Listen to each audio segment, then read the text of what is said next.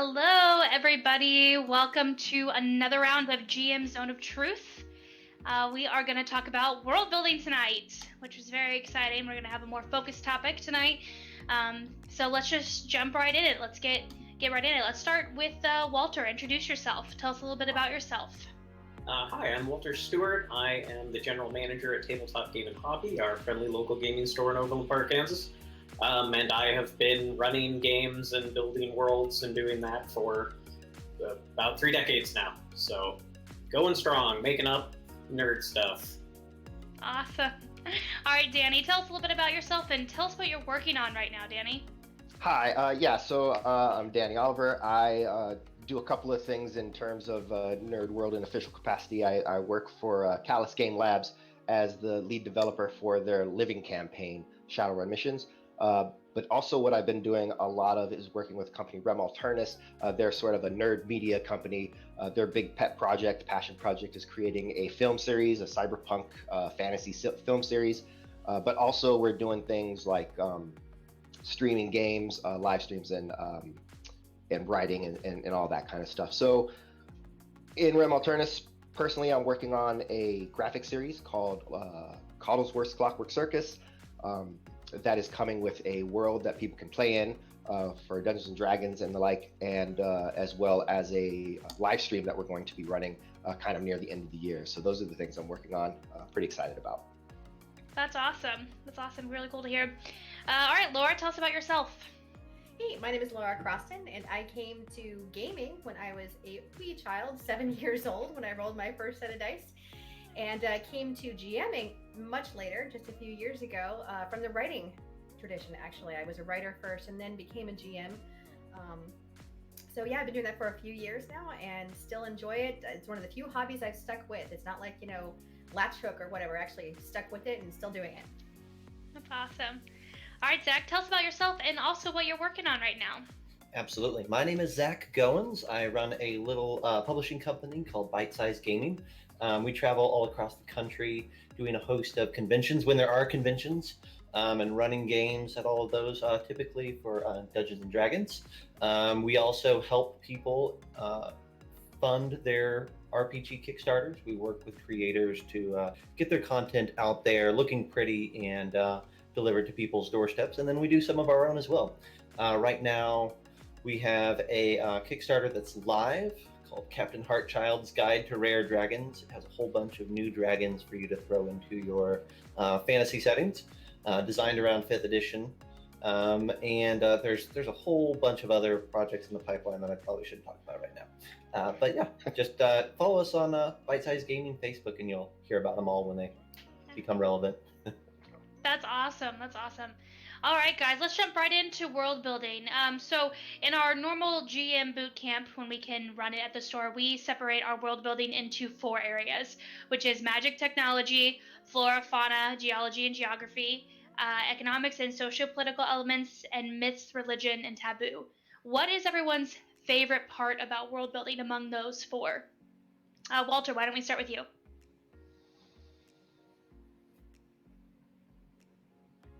I see. Yeah. Oh, did we That's lose? exciting. We All didn't. I know how a mute button works. The first taboo, which is my favorite section, is taboos, and the first taboo is not to turn your mute on and forget to unturn it on. So that was an example for the people at home, so they better understand this important category. Yes, right. And that's it. I hope that was very clear for everybody. Zone of truth for you. That was a real truth bomb I just dropped. So. No, myth, religion, and taboos is by far my favorite area. Especially because of like any sort of fantasy or magical realism or whatever kind of game, your myths and religion are very likely to also be history and facts and things that are going to come true in your world. And then taboos are everything that you're going to tell your players not to do, and then they're probably going to start doing them. So it's real fun to dig into the meat of exactly what that means for them in the society. You don't want them to just be punished for their horrible infractions. You want it to be a serious, societal taboo that they're violating. Yeah. And do you like to create your own, or do you like to go more historical? Because I know right now you're running Mask of Nyarlathotep. Right. And I know that has a lot of like history-based taboos and religion and stuff like that. Yeah. Do you add on to that? Absolutely. I mean, I like to borrow as much from, history. I mean, the best form of world building is plagiarism. And when you can plagiarize from actual history, that's even better.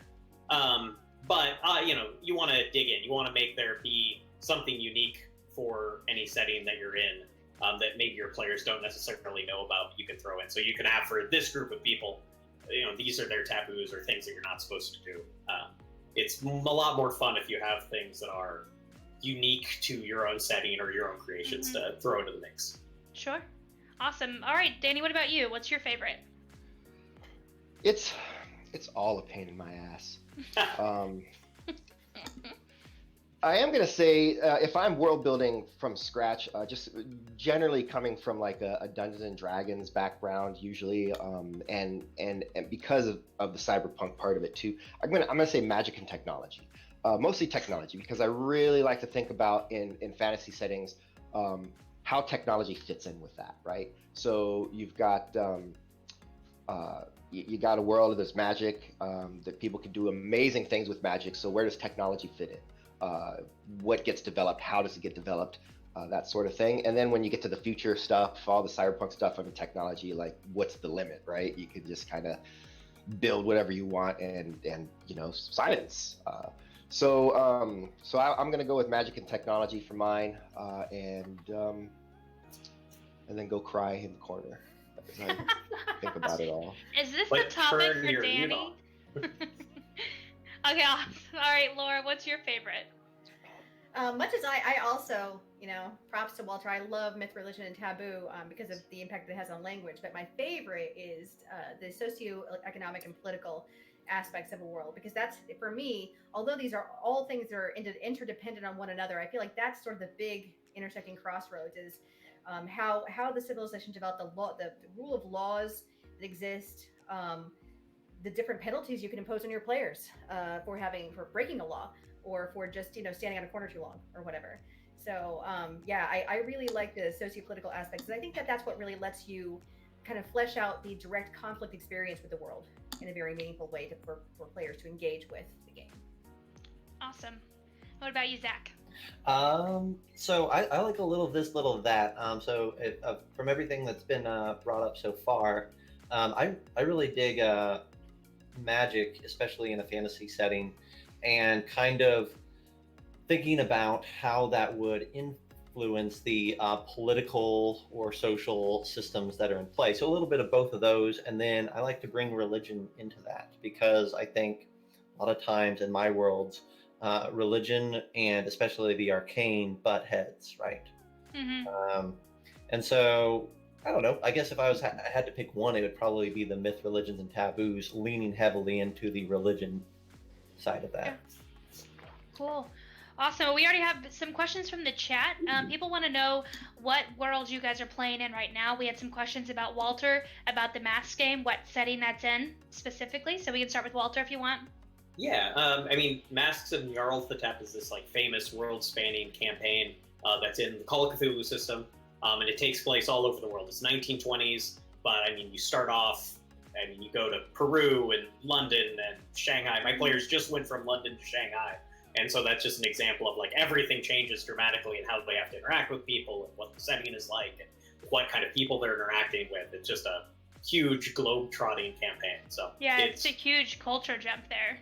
Yes, and how they have to deal with people and what sort of laws are in place and what the culture is like and what the authorities are like in these areas and what the normal people and language barriers. There's a huge amount to that they have to overcome in every kind of place that they go. So that's really neat.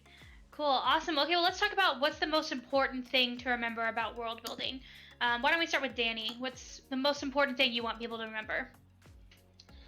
The most important thing that people need to remember about world building, I think that depends on what they're world building for. But in general, if you're GMing a table, you're trying to just kind of create your world and everything, the most important thing to remember about world building is to do exactly what I don't do, which is not think too much about it, right? So it's gonna work. You might you might create some inconsistencies, but you can kind of wave that away. Your players are gonna love what you're doing.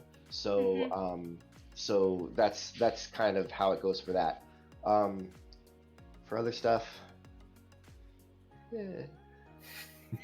That kind of goes along with the question we just had in the chat about their biggest fear about spending a lot of time on world building is that it's going to be all for naught when their players just like turn murder hobo and completely ignore everything that they built. And so, do you guys have anything to say about that? About not being disappointed, I guess, if your world gets ignored?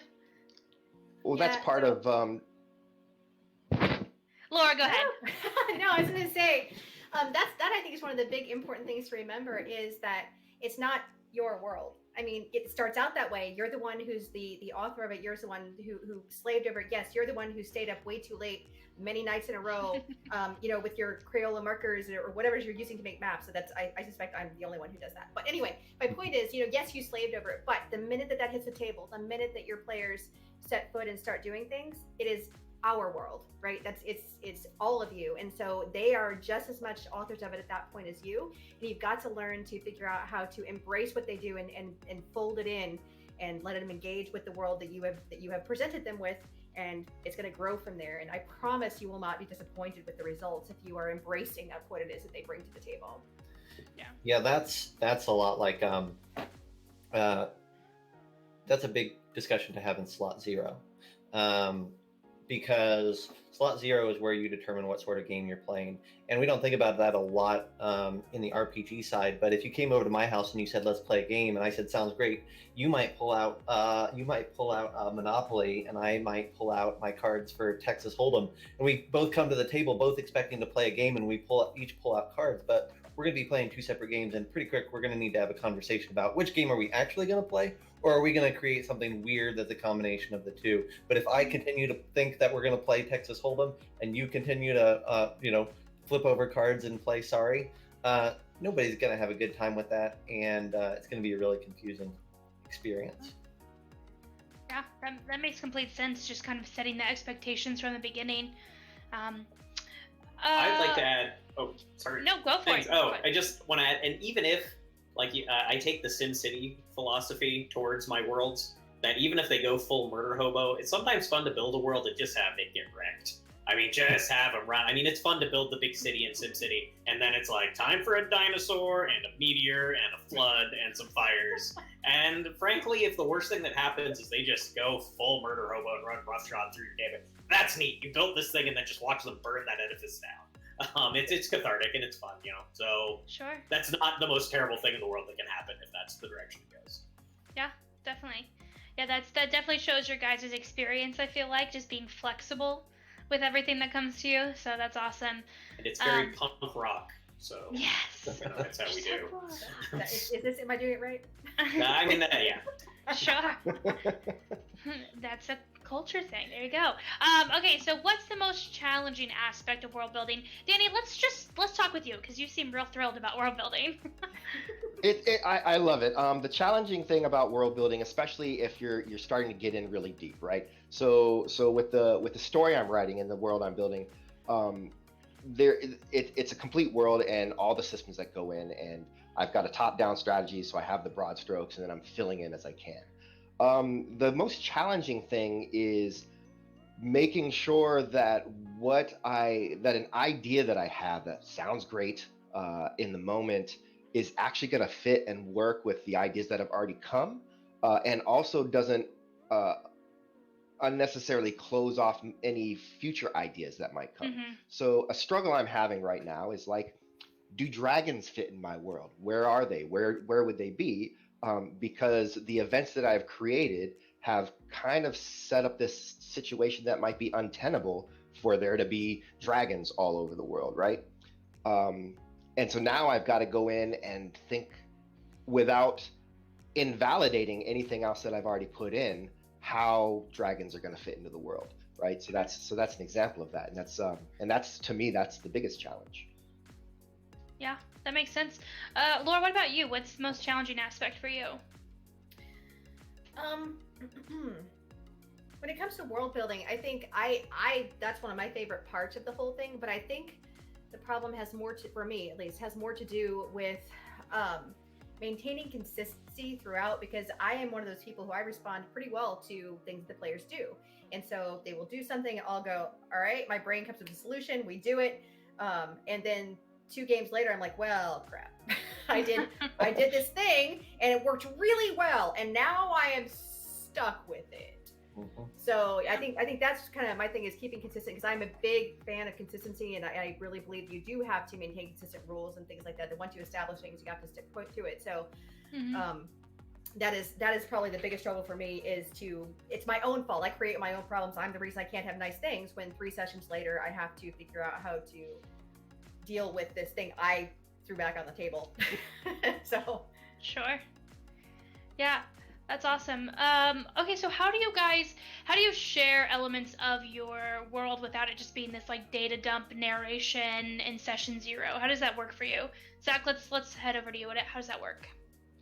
So one of the things that I think is important is that we try to keep our data dump, or our lore, our world building, our lore building centric on the players, on the party, and what they've got going on.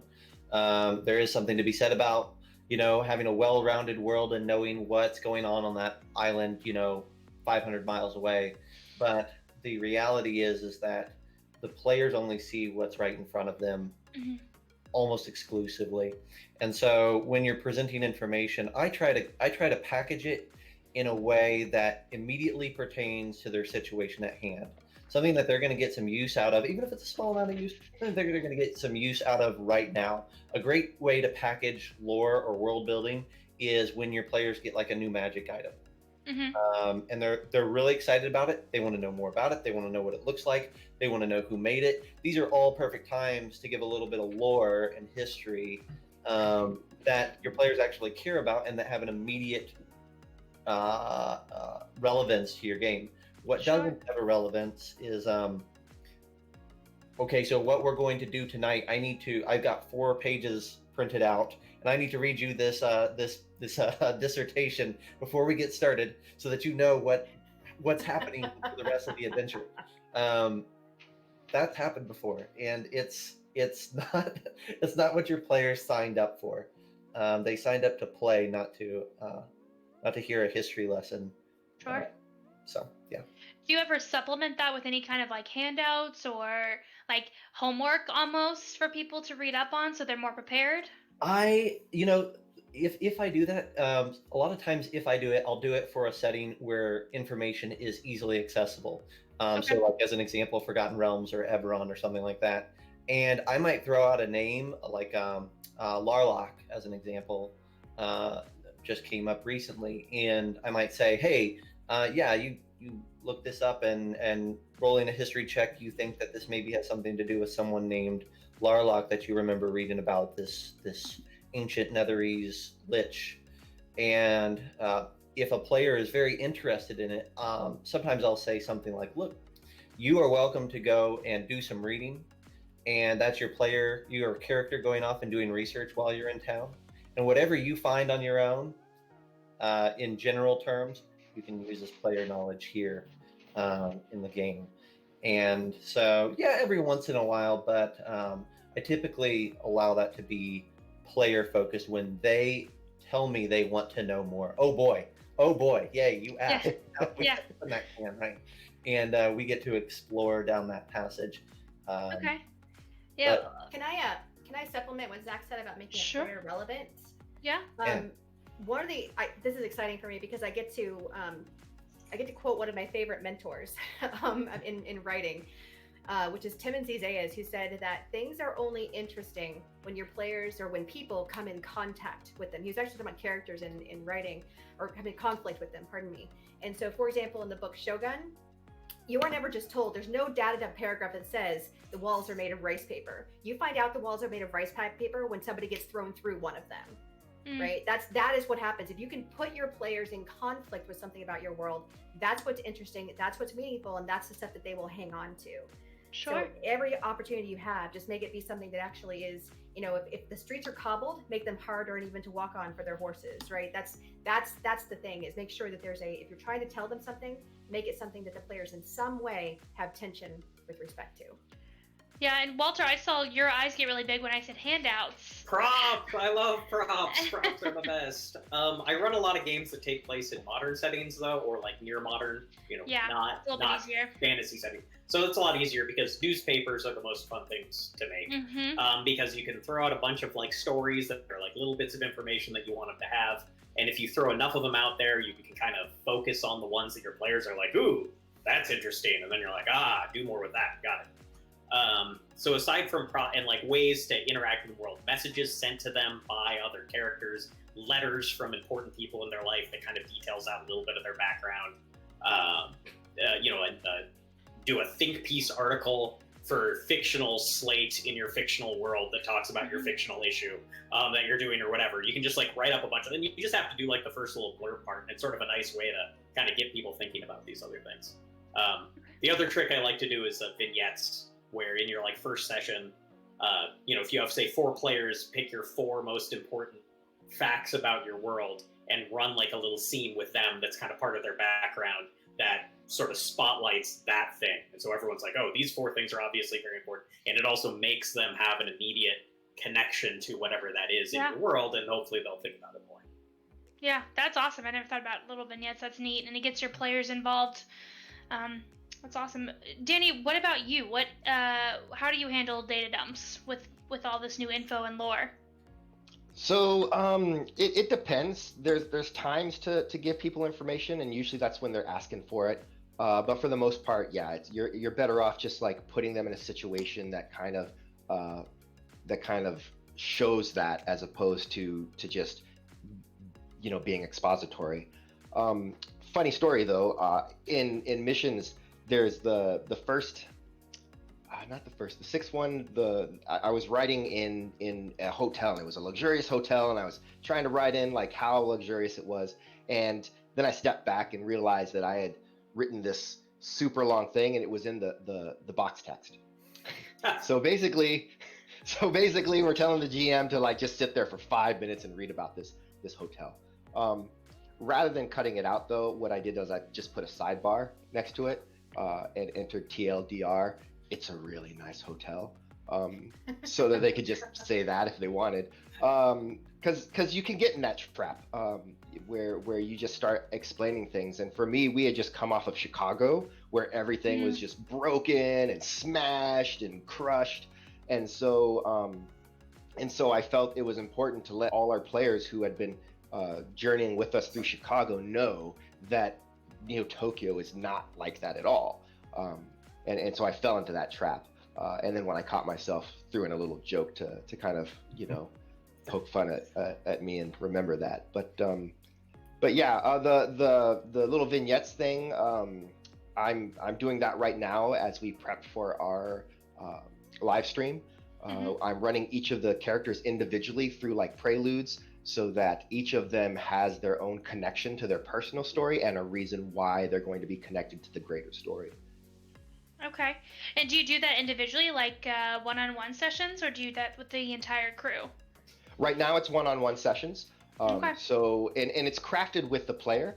So what I'm doing, because at level 3, they're all going to meet up together. So we know where they're going to be there. So what I'm doing is I'm running a story and kind of saying, this is your character. This is kind of what you want to see. This is where we're going. How do you want that to look? What kind of enemies do you want to add? And I'm allowing them to create their enemies, their friendships, and so that they can have a really tight connection to that, as well as allowing that to sort of explain where they're coming from and how they got there. So a little bit of history of the world and stuff involved. So it's and one-on-one, a couple of them are going to come together, and then I'll have sessions with 2 people in them for those, and then eventually they'll all come together. Yeah. That's really neat. We just started a campaign where we're doing one-on-ones for the first time. I've never done that before, so that's very neat. I really like that aspect of getting your players involved. So along those lines, Laura, how do you smoothly fit in your NPCs and even your player characters into the world you create? I think that I'm thinking through so many answers, so much to say. So I think that the easiest way to bring characters into the world is to have them grow organically out of the world, right? If you have this, you typically are going to have the big bad guy. I think usually is the person who's got the plan, right? Because typically the players are trying to thwart whatever it is that the big bad guy has set in motion. At least if you're going with the traditional story arc. So the easiest way to kind of weed the characters into the world is to look at what you've got and what resources the big bad guy needs to make his plan go forward, what resources the players might need to combat that, and then other people who are just living their lives along the way who can get caught in the crossfire, because that's where all those interesting things happen, is where all those things intersect, those little points along the timeline that those things all intersect. Very cool. Walter, what about you? How do you bring in your NPCs into your game? Ideally by them being connected to the players in some way. So, the most interesting NPCs are ones that come out of the backgrounds of the characters. So, family members, rivals, friends, enemies, people that are there.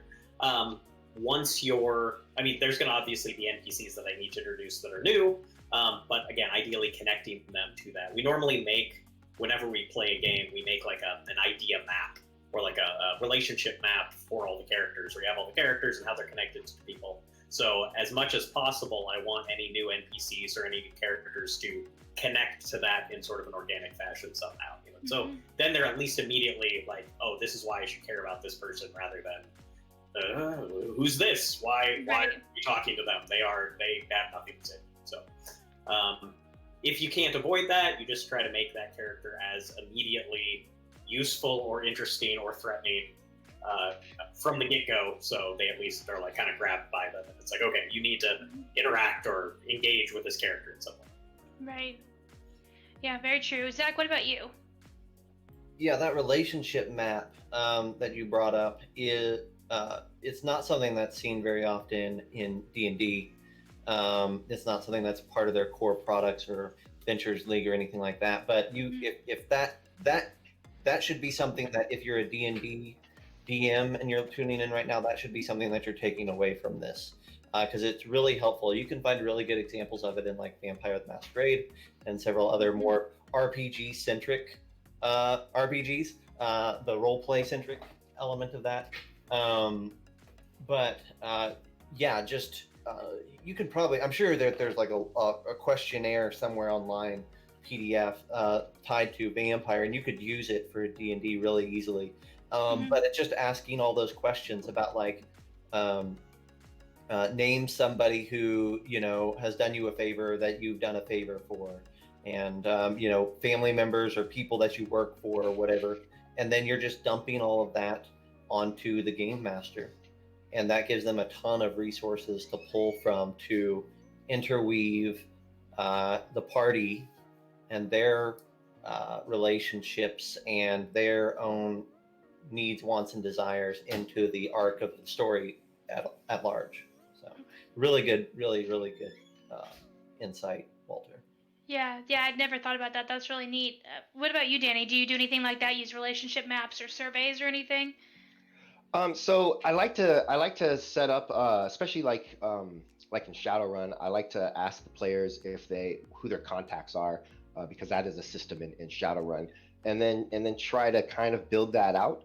Unfortunately in the living campaign play, that usually doesn't become a big thing unless they're taking a lot of the contacts that kind of come with the game itself. Unfortunately, there are limits to that. So other NPCs, I do keep track of who's kind of knowing who and who's in touch with who. I don't necessarily use the relationship map in so much as that, but I do keep that as just notes with every character. So I could throw up a relationship map. I mean, it is important to know why your characters are related, where they're interrelated, and then to build those links behind the scenes, if you will, so that a character who might not necessarily be engaged with a certain NPC suddenly becomes engaged when they find out that someone from their backstory is involved. Yeah, that's awesome. So what about a time that a player has forced you to create or change a world feature that you weren't expecting? Let's talk about that. Let's start with Laura. A world feature. I think players are just known for making you create characters more than anything else. I mean, I've told this story. I can't remember if I've told it on here or not, but I've told it to anyone who will listen. I had a character, and this will be a familiar story, I think, for everybody who's listening. But I had a guy he had one job. This dude had one job, literally. He's random elf guy. He was supposed to bring zombies to attack the players. That's it. He was a walk on, walk off, deliver the zombies to kill the players, and he was outies. That was it. And for some reason, something about my description, I got a little carried away in my description. I put him in this cloak made out of feathers and stuff like that because I got excited about talking. I heard my own voice and it was crazy. And the next thing I know, they ran off. They dispatched the zombies. The guy took off. They took off after him down the hallways. They ran literally past a gelatinous cube that had a magic glowing wand floating in it. Right past that sucker to chase this guy down across the freaking countryside. And I made the rolls. He got away. They were super ticked and offended that he'd had the audacity to not just run from them, but actually escape. And so suddenly they wanted to know his whole life. Who is this guy? They started, like, every time they were in town, they're asking questions, trying to track this guy down. In my head, I'm like, I don't know. So he had to become. It turned out he was the brother of this big bad guy thing. It was this whole thing I had to make for him on the fly. I was like, all right, well, they had clearly embraced this to the detriment of everything else. So I built an entire story arc because this guy brought zombies. I would be interested if there was a man in a feathered cloak running down alleyways. I know. I would follow. That was your downfall right there. Let's see what that guy's doing. A cloak made out of anything else would have been like, okay, whatever. Yeah, but if anything, I want the cloak. That thing's got powers. That thing's like a +3 or 4 maybe for flight. Come on. That's amazing. Okay, Yeah. Zach, what about you? Has there been a time that you've had to kind of adjust on the fly to add My gosh. anything like political, geographic, anything you just had to kind of add on the fly because your players being players? Yes. My home crew is the bane of my world building in this way.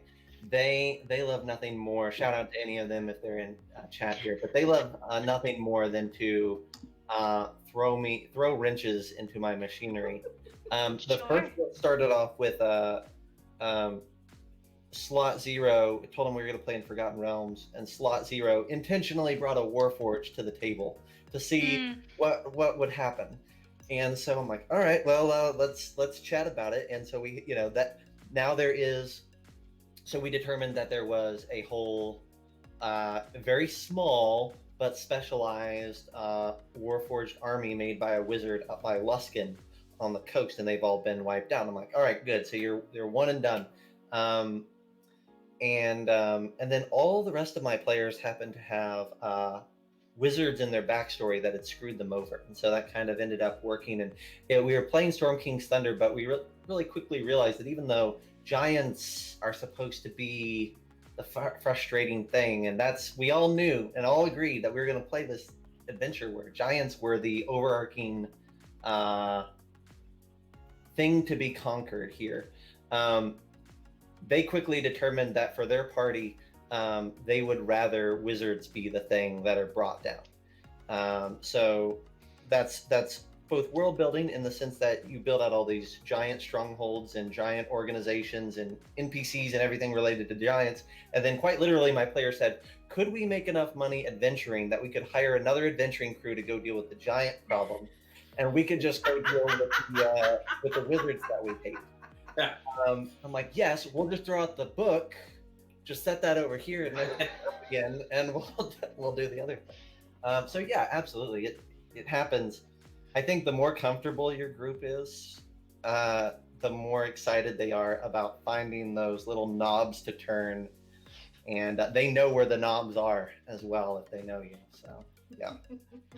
Yeah. I see your session 0, and I don't care.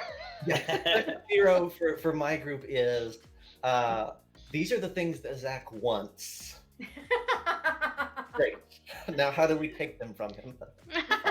We destroy his dreams. What about you, Walter? Has that ever happened to you? Yeah, I actually had. Well, this is like 80% because I want to tell a story, and 20% because I have advice to give. But either way, that there's nothing wrong. Like you'll often be put on the spot where you have to make up something that you weren't expecting to. And what I always try to do is, like, you take the tropey thing, the thing that's the standard, whatever, and then as you're doing something with it, then throw something weird on it to make it memorable. Because quickly you can come up with a trope. Like, the story that I want to tell is in one of the last Shadowrun games I ran, they decided that they were going to get some local street gang to make a diversion for them so they could break into this warehouse and do the MacGuffin. And so I had to make up the street gang. And it's like, okay, it's a generic street gang, didn't have anything particularly interesting to say about them. But then over the course of the adventure, while they're stealing this stuff, this gang got a hold of, because they're in like whatever the Shadowrun equivalent of an Amazon warehouse is, and they found a bunch of bread makers. And I'm like, great, this street gang has all these bread makers and they're obsessed. They are on board. They want to make fresh bread all the time. That is their thing. They've had it. They've never tasted real food before. And now this is like, this has changed their lives. So then they're the gang that makes bread. And every time, and they come back to this gang time and again, because they formed this relationship with them. Every time they go to their hideout, it smells amazing. They pay them and like helping them like hijack Whole Foods trucks. I mean, it's just, it becomes this whole weird thing. But yeah, exactly. But they just start out as like, they're, I don't know, generic biker gang full of biker gang guys. I don't have anything to do with it, but you can always throw weird stuff on later to make them interesting and a part of the world that adds sort of a flavor to it. Sure. That's amazing. A bread gang. I want to be a part of that gang. Yeah, it was delicious, man. That pumpernickel they made, I said, was amazing. So they rolled a crit on that one, okay? They're real good. So, Danny, what about you? What's a time that your players have kind of forced your hand? So a big one is just recently. So it wasn't necessarily unexpected. Like I had to do this eventually. But the game that I'm running for the stream, it's set in a particular time period where maybe not all the races are fully represented yet. And so I kind of gave everybody a list of these are the races that are absolutely fine. You can pick them. We don't have to chat about it. But if you want to play any of these races, we're going to need to sit down and kind of talk it out and figure out how that's going to work. And so lo and behold, the newest player, so one of our players is totally new to D&D and to role-playing in general, and she wanted to play an elf. Which the elves are very different in this world. I kind of set up a big thing about them. So I hadn't really written what was happening to them and how they were going to come back in. And so suddenly I found myself having to quickly, because you always coddle your new players, don't you? So there's no saying no. It's like, oh, you want to be an elf new player? Done. And so I had to like quickly figure all that out. It led to me having to develop the plane of existence that they're on, which has to be different from the ones that already exist because we're actually going to be packaging this and putting it together as a product. And then I develop their legends and legacies and their traditions and what's going on with them and what kind of a people they are. All of that suddenly had to be a thing that I had to create so that I could then have this character come in with a complete sort of history and tradition of where she's from. So had to do it eventually, so good thing. And shout outs to all my players in the game because really that's part of I think Laura said it, right? Where you're creating this together, right? You're not, it's not your world. So even though this is about as my world as it gets, because I'm literally trying to write a book on it, I have players playing in it. So actually they're the ones who are pushing me. So then they ask the question, well, what does this look like? And I'll say, I don't know. What do you think it should look like? And they'll say, oh, it's this. And then boom, it starts getting created. And that's brilliant. Yeah, along those lines, has there ever been a time where you guys are, talking about your world and then your player says something and you're just like, oh shit, that was genius. I'm adding that in. Like, has there ever been a time All like the that? time. Yeah, All let's the talk time. about that a little bit. Zach, have you had a moment like that? Oh my goodness. You're like, I wish I would have thought of that. Well, I'll go back to the one that, because it sits on the forefront even now, but the one that I just mentioned, which is when all of the players mentioned all these different wizards that they were going to have beef with. And to me, that was such a really cool concept that maybe you were inadvertently drawn together because of all your different progenitors in a sense. And anyhow, I loved that. I loved that it was a natural thing, and it was like, oh, of course there's this wizards guild that's whole point in existence is to F up the players, right? And that became a huge point of my world building from then on. It's like, you guys had a really fun idea, even though you didn't know it. Don't tell them. You can't let your players get a big head, right? No, never. but it was a really, really cool idea. And it's I think we're transitioning towards a form of RPG where from the get-go, the party is supposed to have a combined purpose. If you look at a lot of the products that are coming out right now, especially a lot of the third-party products, you see the company going above and beyond to try to give a way for you to not just have a party of 6 murder hobos or 6 people with their own personal vendettas, but with a unified goal moving forward that they want to accomplish.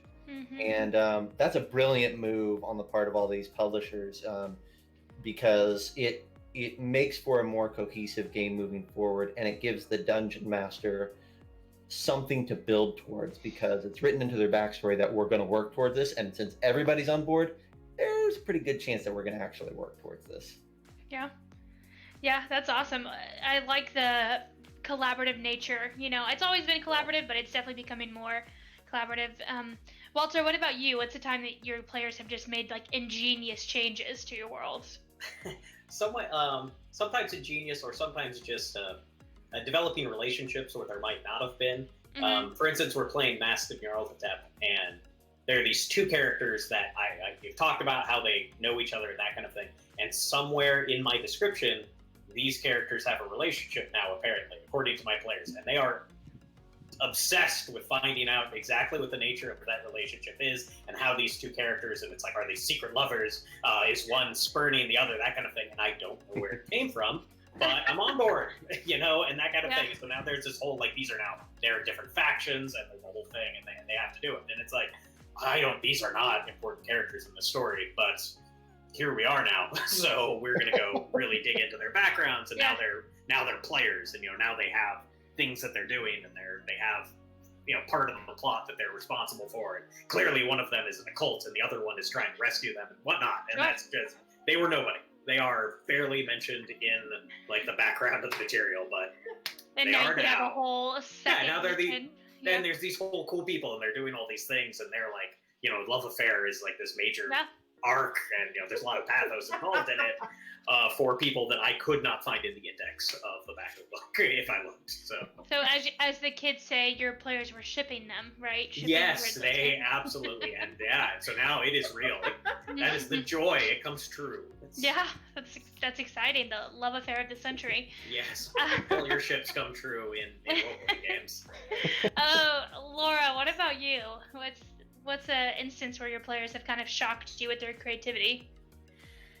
So my players have this habit of doing things, and they don't want to actually ever go back to town, and but they just want to keep adventuring, right? There's this whole towns for losers, whatever. So they told me what they wanted.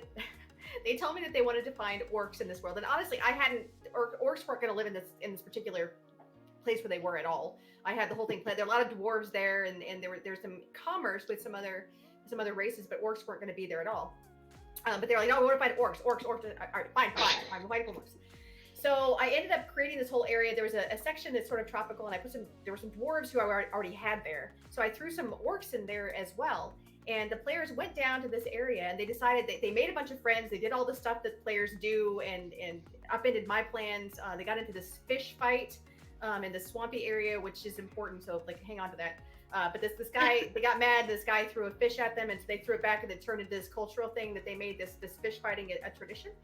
Anyway, so then, long story short, as they go out on the adventure and don't go back to town, what they'll do is they want to keep everything like they like having things. So they'll send whoever they find back to the town that's their base, right? And this poor city has been under siege, and now all of a sudden it's got this influx of these random orcs from over here, and these dwarves from over here, and these dorns and these dragons and whatever. They keep getting sent back to town. And it was genius. I never would, in a million years, I never would have been able to impose the consequences for shipping rando people back to this town that my players gifted me with.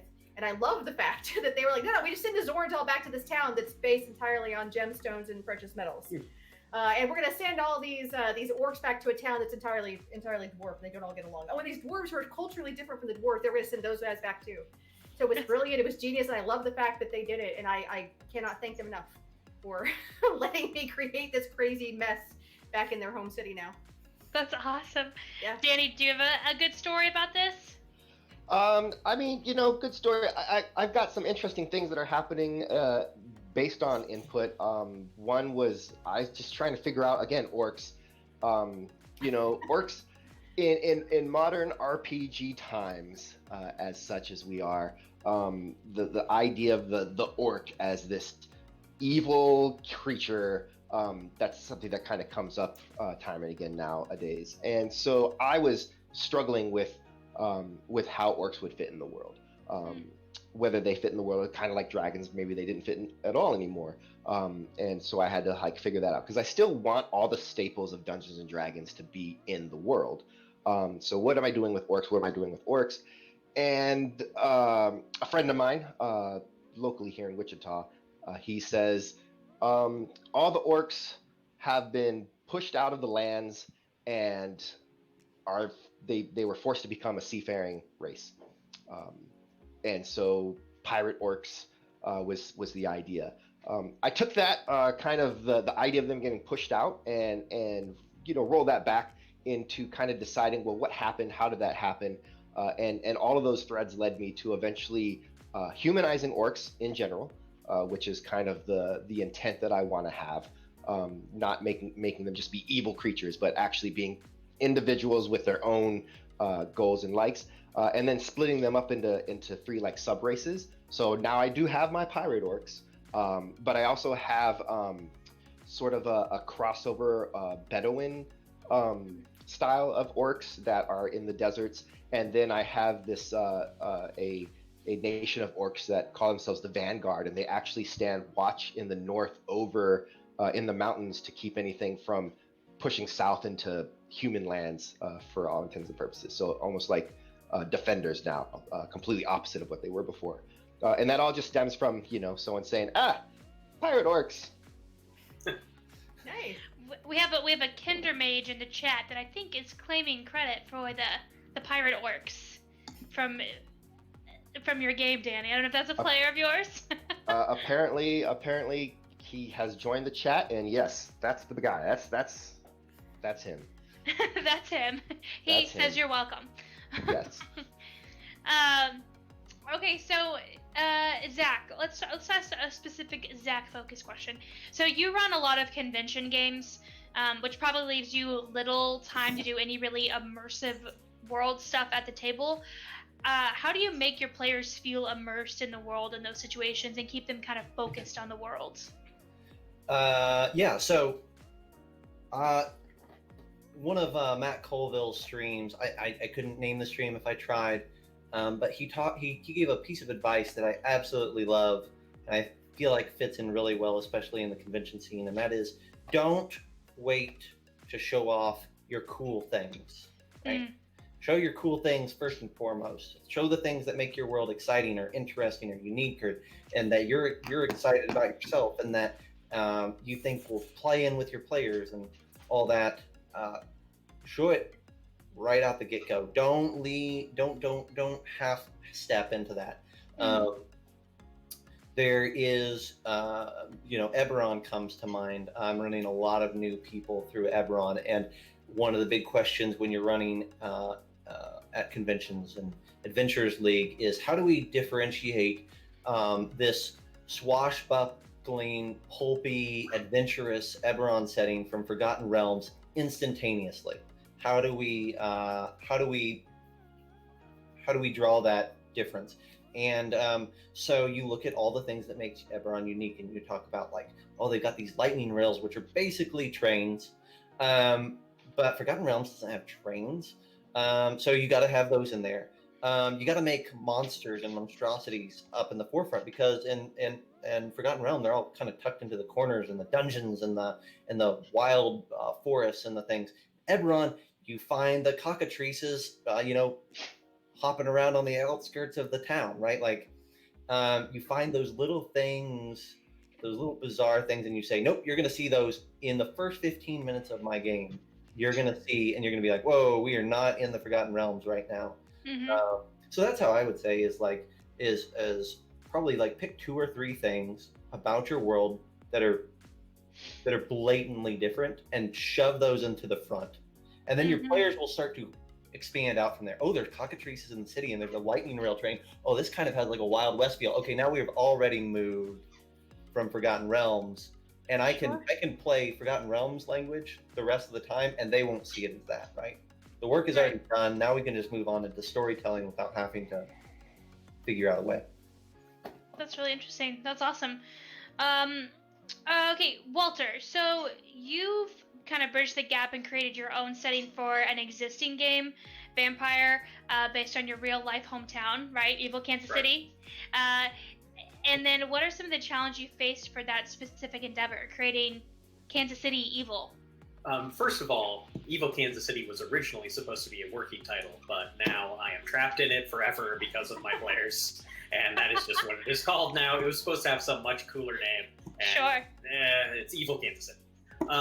The foremost thing is, since I'm setting it in what amounts to the real world, I mean, it is vampire set in our world, but dark and spooky and gothic punk and whatnot. It's the history. Like, I just had to do a lot of research into Kansas City history, because you don't, both the history, like, and what has led to the city being what it is now, and also doing a lot of research for the area, because I'm going to be constantly describing, like, oh, you're going to this bar downtown, that's a real bar. I mean, it exists, and my players have been there. So you have to get it right. Like, I have to make sure they know, it's like, no, that's not you can fudge it a little bit, because it's like, oh, no, in Evil Kansas City, it's a little different. But, you know, you have to get the general thrust of it correctly. Because if you make the world as recognizable as possible and throw in things that it's like, oh, you're in the Crossroads District now, you know what that looks like, you know what it feels like, you know what it sounds like to be on a summer night down in the Crossroads District, then I can throw in, oh, but across the river, you're getting the scent off of the stockyards that still exist in Evil Kansas City. And so you have this like slaughterhouse blood scent coming down because you're downwind from this thing happening. And you can sort of imagine that you put people in the setting, they understand it, and then you can throw in sort of the creepy differences and the part that makes it not their world, and then they can really focus on those details. But you have to get the original details right. Yeah. And especially because you'll have people say things like, oh, well, I'm just going to run into the bathroom that's around the corner here. And it's like, what? I mean, yes, okay, there is. I don't know where that is. I haven't been there in 5 years. I don't know. And they're like, no, it's right behind there. You can just zip around the corner. It's like, sons of whatever. Not an evil Texas Roadhouse. Yeah, they only have one bathroom because it's evil. So it's evil. Yeah, exactly. That's really cool. Did you tell them that it was Kansas City from the beginning, or did you just drop hints? No, absolutely. They knew from the get-go, they knew that it was going to be, because they're making characters that centered in there. And then they got to hop on Google Maps and Zillow to find their haven. And it's like, oh yeah, look for a house that's fancy. We had it on Google Maps, and they knew where it was right there. And so whenever we had to determine, it's like, oh, we're going here. And it's like, well, throw it in Google Maps. It takes you apparently 20 minutes to get there. 25, because traffic's worse, because it's Evil Kansas City. That sort of thing. Lots of one-way streets in Evil Kansas City. Right, it's awful. But you have to do that research. It makes it so much more real, especially when it's something that your players are familiar with.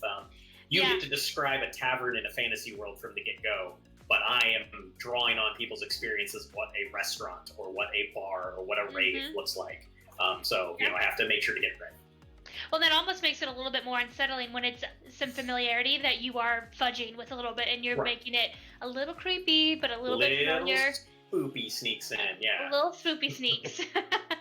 That's awesome. Okay, Danny, so you work with a company, Catalyst, which we've talked about a little bit, that has a well-established world, Shadowrun, all that, and well-established characters, but you also make your own settings and stories.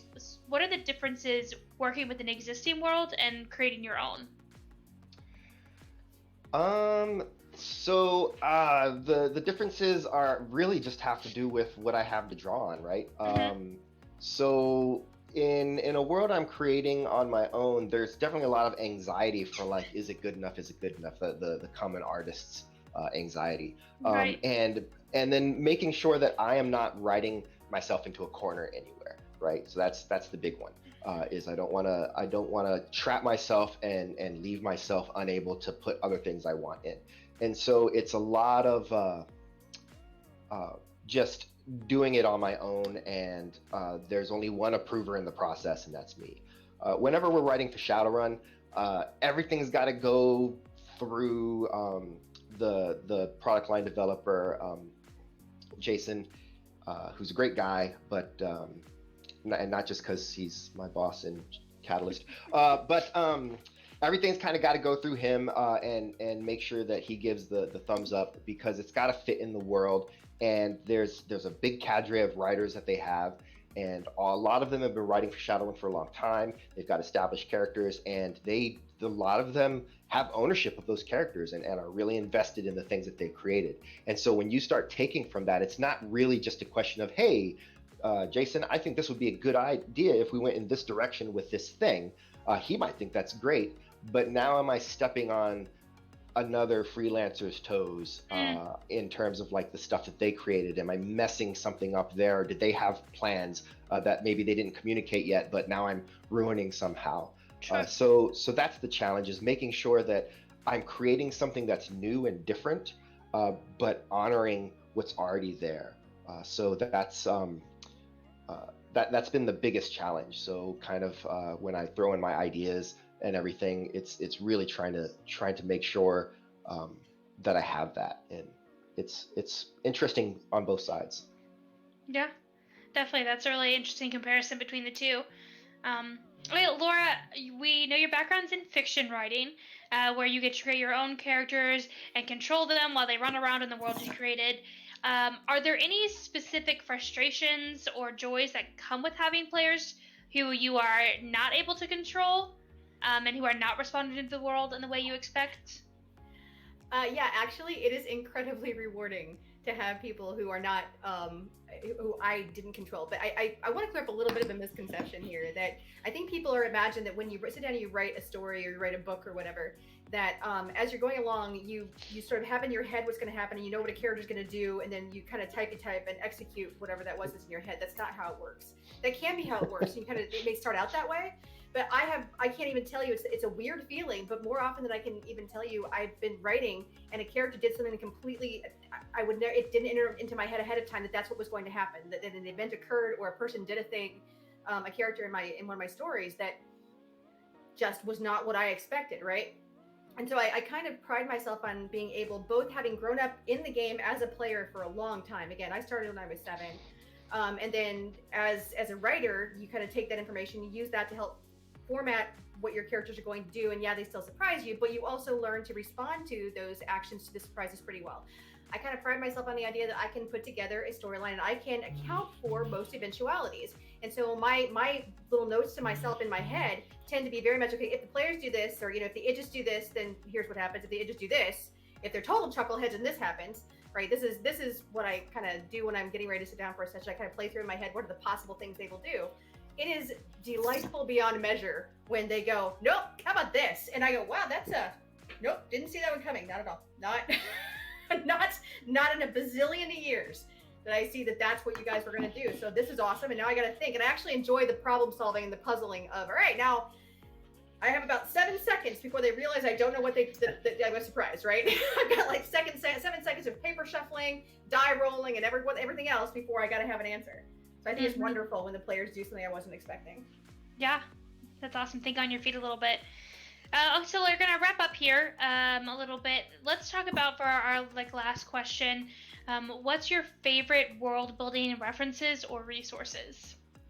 We can start with Danny. Do you have a favorite reference or resource for world building? So my favorite references for resources for world building, for references and tools and things, is just other people's worlds and books and stories, right? That's the meat of it, because hey, there's a cat. What? There's so many cats. Sorry. Yeah. So just everything that other people have written, because I think someone said it before. Plagiarism is how. Yeah. You're definitely gonna find ideas and inspiration from all over the place. So that's kind of my favorite sort of source of inspiration and the like. For resources, I've found several interesting resources. One of them, many people probably just know, it's called World Anvil. It's just a place where you can sort of create your own little wiki for your world and kind of interconnect all your little articles and stuff. You can get really lost in that rabbit hole. And a lot of times it'll force you to do something. I don't know how many times I've got on there and said like, all right, I'm going to make a captain of a pirate ship. And then the next thing I know is I've been there for hours because I had to make, what does this race call their captain? What's that title? Where is it in the hierarchy of titles? What's the who's above him, and what's the name of that rank? What's the name of the ship? Are there other crew, you know? And all of a sudden, like, I've built like 13 articles that are mostly stubs because I really wanted to make one guy. So there's that. And then the other one that I've been really fond of, and they just mentioned it in the chat because some of them know me, Master of Rem is our CEO in Rem Alternus, said the language creator. So Vulgar Language Generator is a online browser-based tool that you can use to develop your own conlang. So you can kind of throw it in what letters you want it to use and how it uses it, and throw in some rules, hit the generate button, and for $20, I'm not sponsored by them or anything, but it's a one-time payment. I love anything you don't have, like, you can pay $20 and then you're done and you just have it, right? Yep. So for $20 you get you hit the generate button, and it will give you language rules, including subject, object, verb, all those sort of grammar things, and give you a 4,000 word dictionary right off the bat. Very cool. And then you can save it, and so you can refer back to it. And then along with that, I use a site called IPA Reader XYZ. And basically what that does is you can kind of add a little accent. It's got a bunch of names with where they might be from. And so that throws accents down, and then you can kind of paste the words from your language generator, because they're silly letters that don't make sense in English, and paste it in there, and then it will pronounce it for you. So you can get an idea of how it sounds. And that's really, actually, for as much work as it sounds like, it's not. You literally go in and you go click, click, click, boop, and it's a language. And now I can name stuff, right? In all my world, because what are the names of everything in our world? They're always actually, when you go real far back, they're named after things that are around, right? So Lake Town is a town near a lake, and in other countries it's Ushdusblak, but that means Lake Town in that language, or did at one time. So now I can look up what is lake and what is town, and it'll be some random letters that I can then put in my pronunciation key, and then I've got a name of a town. And it just, naming stuff is so fast now. So if you're creating a world and you want a conlang, Vulgar Language Generator. Yeah, for our chat and our viewers, we're gonna make a list of resources and post them later. Because I know a lot of these I'm taking notes on, because these sound awesome. So we'll compile a list for you guys. Zach, what about you? What's some inspiration points or reference points, resources you like to use? Yeah, so I have three things. I'll start out with the thing that this is the thing that I use for inspiration. I use an outline in Google Docs. That is how things get done. That's how I write everything. It may sound stupid, but if you, especially if you're writing like an adventure or a world setting or something, or trying to outline, writing up your table of contents, writing out your different headers and all that, and trying to like think of it like a book, and just try to like, okay, this would be a chapter, this would be subheadings within that. What you quickly find is like, oh, this kingdom I don't know a whole lot about compared to these other kingdoms, so I need to go and figure out more about that. Or, oh, I'm seeing now that like I've made a whole bunch of new monsters for this setting, but I only have one of these bone goblins, and if they ever come across bone goblins, I kind of want there to be more than one type, so I need to make some more of those. So you end up, if you do an outline and you try to be organized from the get-go, it's very easy to see where you need to start filling in gaps. And that's all. The nice thing is that once, if you keep at it and you stay organized, what do you know? You actually have a product at the end of it, so it plays double duty. The other two products that we use every single week, we do a world building stream every week on the Drifters Atlas on Twitch. I do it with a buddy of mine, and we use two world building programs there almost every single week. The first one is similar to World Anvil. It's called Legend Keeper. It's kind of like a OneNote for Dungeon Masters. Very, very, very similar to World Anvil. I think it's like $5 a month or something, and you can drop in your maps and different things on there, and then drop pins on the different locations and make sub locations, and you can make it so on your big regional map there's just a little icon of a city, but then you double click on the city and the map of the city pulls up, and then there's pins on the map. It's great as far as all that's concerned. And then the other product that I use a lot for world building is a product called Wonder Draft. And Wonder Draft is $30, I think, last time I checked. And Wonder Draft lets you make gorgeous, in my opinion, really gorgeous maps. It's very intuitive. There's a lot of different styles to choose from. And if you are there's also a dungeon draft, which I haven't messed with as much, but Wonder Draft is specifically for like your territory maps, like you would give your players and say like, oh, here's the map of the region, or here's the whatever. You can make a really cool map that looks authentic to your world in a very short amount of time, 15, 20 minutes, and you could have a cool map. And then for yourself, what Tolkien always said, right, was that you got to start with, first I started with a map. That's his world building advice. Wonder Draft can get you there. So that's awesome. Really, really fast too. I'll second Wonder Draft. I've played with Dungeon Draft. It's in its beta still, so it can be a little wonky. And then Incarnate is another browser-based. People will argue over which is better, but I think when Dungeon Draft is done, I think they will be better at what they do than what Incarnate is kind of on their both. So. And is Dungeon Draft the same thing as Wonder Draft, but with dungeons? Is that what it is? Or okay. You can make your own dungeons. Yeah. Battle maps. Yeah, battle map sure. level. So forest or whatever, but it's that down in level. Downward. Okay. Very cool. Laura, what about you? What are some reference and resources that you like to use a lot? I'm going to give you a list of the books. I'll go ahead and show them real quick. There's Showing and Telling by Laurie Alberts. These are all kind of writing-based things, but Showing and Telling, because I think this is one of those things that helps you figure out how to deliver the information to your players so they're not data dumps. The best way, like what do you tell versus what do you show through action and encounter. How to Write Science Fiction and Fantasy by Orson Scott Card. I understand that people have opinions about him as a person, and I don't disagree with you, but that doesn't mean he doesn't know what he's doing with respect to writing, and he has some great stuff to say about world building. Worlds of Wonder by David Gerold is another one. The couple of things I want to talk about a little bit more in detail. World Building by Stephen Gillette, edited by Ben Bova, is a great book that specifically deals with the subject at hand. I strongly recommend this. And the World Builder's Guidebook, which is a resource that was put out by Wizards, or by TSR, I think originally, but a while ago. It's an actual Dungeons and Dragons reference on building your world.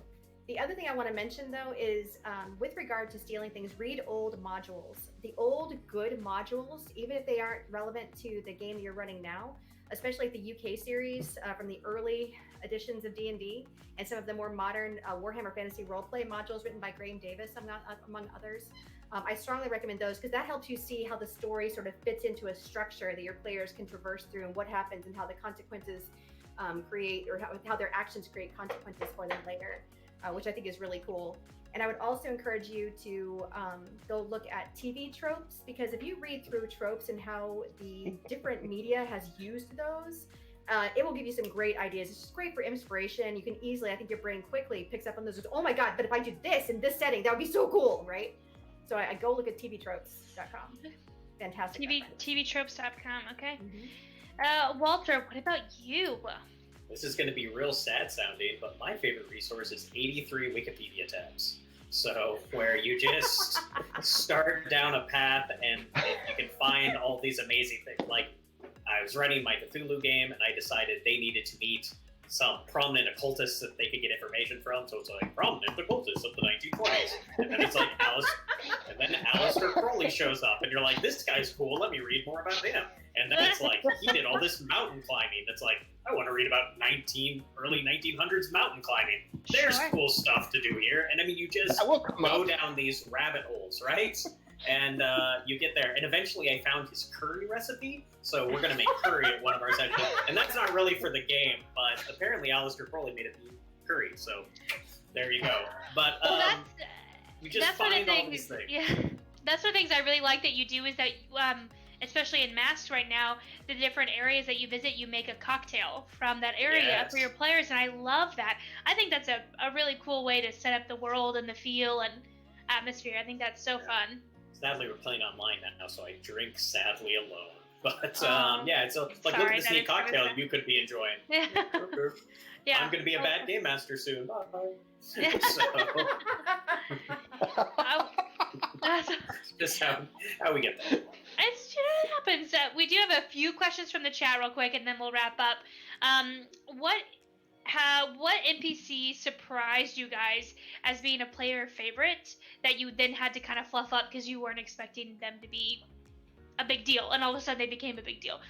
We kind of heard about Walter's love interest story that he's created for his characters. Zach, what about you? Has there been an NPC that you had to really fluff up for your players? Yeah. I'll stick with my home group. 'Cause they're a mess. Everybody has that like goblin trope. I tried to make like session 2 or session 3. I didn't want to have just plain old goblins, so I did fungal goblins. And fungal goblins are birthed from fungal spores, and that's how they repopulate. So when one of them dies, they grow out a whole bunch of fungi, and then those spores populate, and they grow from the fungus in like fleshy sacs, and then they kind of burst open, and there's a goblin. I'm like, how can I make goblins even grosser? Sure. And my one of my players collected one of those incubating goblins, embryonic goblins, and they carried it with them. And when it exploded out of the sack, as a adult goblin, they're like, "Hey, and I'm your dad." And the goblin was like, "No." Like, No, absolutely not. They insisted. They named the goblin Mark. Mark was to be an honorary member of the party, and it was insisted that Mark, even though he was a goblin and hated everyone, and was trying to steal anything he could get his hands on, that he needed to be a part of every single adventure that they went upon. And it ended. So Mark became this huge thing, and because of that, these fungal goblins had to become a huge thing to some extent. Mark ended by when he finally bit off more than he could chew, and pissed off someone to a point of finality. He stole the monk's 2 cards from the deck of many things, and drew one and got the castle. So Mark got the castle owned in his name somewhere or whatever, that he was the rightful ruler to. And the party had to go, like, they're like, well, now we have this thing. Then the monk kills Mark. So now Mark! So now they have a castle, but they're not really the owners, but they know where this castle is. And Mark's dad is still with the party, so surely we have a lineage right to it. Next of kin type thing, or kin, I guess. Yeah, the lesson learned is anytime, in my opinion, the lesson learned there is anytime you give the party a small race of creatures, they will immediately adopt one, no questions asked, no matter how disgusting it is, no matter how evil the individual might be.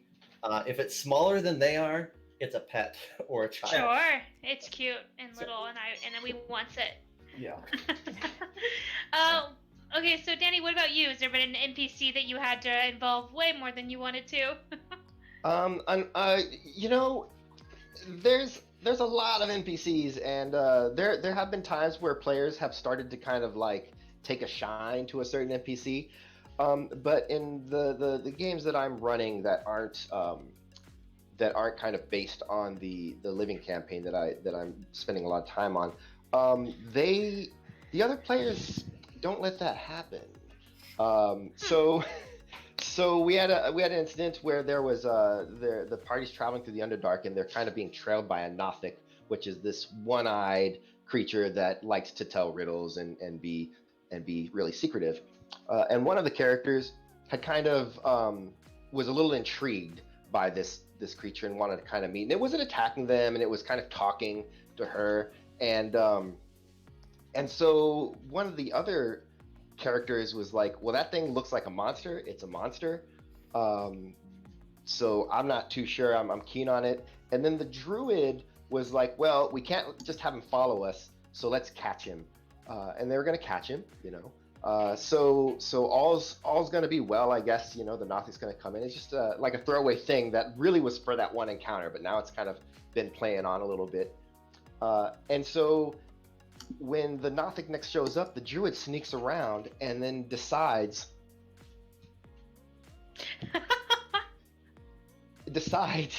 to cast spike growth with a Nothic in the center. So and the player's thought process is it won't move because it doesn't want to trip up on all the spikes. It's just going to stand there, and then we can talk to it. But if I suddenly had spikes ripping up around me and slashing my legs, I would GTFO. I probably wouldn't realize that running, you know, I wouldn't think running will make me hurt more. If I just stay here, I will stop getting slashed more. So it leaves. It gets hurt, but it's fine. It's getting away. And so, okay, the druid's plan didn't work. It's fine. It's whatever.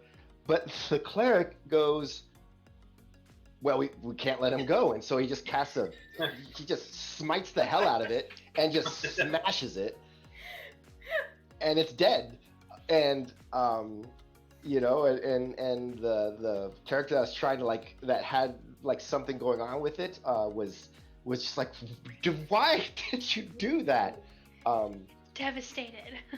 Later on, the shoe was on the other foot when another character with a cat familiar was kind of traveling with the party, and a couple of them were like friendly with that character, and then the character that wanted to have a friendship with the Nothic was actually more suspicious, and it went the other way a little bit. But they're in chat now talking about it. Oh, we're seeing Mary. There's Mary the cat, yes. I'm guessing. Mary was, in a manner of speaking. So yes, but yeah. Other than that, all my players really love Sid. Really, I've heard tell of Sid in your games, so yeah. That's awesome. Laura, what about you? You're gonna wrap us up with a good story about an NPC, right? I can. I told the one about the elk earlier, but this one. So this was equally unexpected, but in a different way. So the players ended up being sent to. They were tracking this wizard who had been doing these things in this kingdom, like they do. And so they tracked the wizard to his stronghold, and they broke into the stronghold, and nobody had been in the stronghold in eons. And I had this elderly beholder that lived there. He was basically senile, and he didn't see very well. And so the whole point was I fully expected, because it's a beholder, fully anticipated that when the players came in, there'd be a bablam moment, right? And he would get to say a few words that were cryptic, and then bablam, and we'd be done with the thing, right? And scene. But weirdly, my players who will murder goats for, like, literally they murdered goats for no reason. And yet they see this beholder and take pity on him because he's got, teeth falling out and his cataracts and whatever. Like, no, but can't we fix him? So rather than bablamming him, the cleric goes over and starts doing, what's wrong? Can I heal him? And I'm like, no, you can't. Okay, the heal fails. Because in my head, it was like, we're going to solve this problem. No, but then like, okay, we'll go research diseases. You're going, what? Behold, what? You're going to do what now? So yeah, they ended up researching beholder diseases, and they had this whole thing with time travel, this limited use time travel thing they found that was part of a module they'd done. They used the time travel device on this beholder to go back in time and make him younger, so he was a healthy, robust young beholder again. And so now I have this beholder that I have to give a character to that I expected to be cannon fodder in 2 seconds. I've now got this beholder running around, and now I frequently, every single session, I get asked, so where's Gary? Because of course I gave him a flippant name because I thought Gary was gonna be done. Yeah, so they want to go check on Gary, make sure Gary's okay. Is Gary getting enough to eat? Do we find Gary a friend? Oh God, no, we're not gonna go searching for beholdermate.com or whatever. and go find him a girlfriend. That's not a thing. It is So, a It really, I'm sure it is now. Somewhere. no, don't. Now that I Yeah. said that, you realize, right? Players take note. You're not clever when you name your monster thing Gary or Mark, or in our case, the carrion crawler named George. Everybody does it. Yeah, there's Matt or whatever, Gary. It's, Kevin. It's funny because it's a Kevin. monster, but we're gonna give it a normal name. See, But that's a Word. trope. Mark, Yeah, we do have it- an do elder it all named you want. Kevin too. Mark came about because I literally, like, the original goblin was named like Mick or something, but Mhm. they're all clones, and so every goblin that they came across, they're like, they tried to figure out what their name was, and so I literally ran out of fantasy versions of Mark, and finally had to resort to Mark for their options. For So their child. yeah. There's only so many like 3 to 4 letter M words that start with M and end Sure. with K. Yeah. That's awesome. All right, guys, thank you so much for coming out and talking about world building and all the fun NPCs and all that. We really appreciate you guys. We're going to compile all your resources together and make a list that we'll post. If there's anything you guys want to see us talk about in the future, just drop it in the chat. We're going to be trying to do this more often, and we hope to see you guys soon. Thanks for watching, guys.